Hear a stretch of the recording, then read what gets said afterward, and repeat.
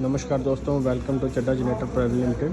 ये आप देख रहे हैं 10 केवी का gen set, silent DG set with heavy duty material में। इसमें जो सा इंजन लगा होगा, इसमें जो इंजन लगा होगा 12 हॉर्स पावर का इंजन लगा होगा, चड्डा सुनील ब्रांड का हैवी ड्यूटी सारा मटेरियल, 1 साल की फुल गारंटी के साथ। और अल्टरनेटर भी होगा जो इसमें 10 केवी का सिंगल फेस में अल्टरनेटर रहेगा, चड्डा सुनील ब्रांड का ब्रेसलेस टाइप।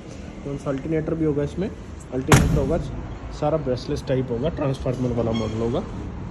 इसमें बैटरी लगी होगी, बैटरी भी कौन सी होगी, एक साइड कंपनी की बैटरी लगी होगी 70 एम्पेयर की। और इसमें स्टॉपर भी लगा होगा, जो लाइट आएगी अपने आप बंद होगा। आइए आप स्टार्ट करके दिखाते हैं। ये स्टार्टिंग स्विच है, यहाँ से इसको पुश से स्टार्ट होगा।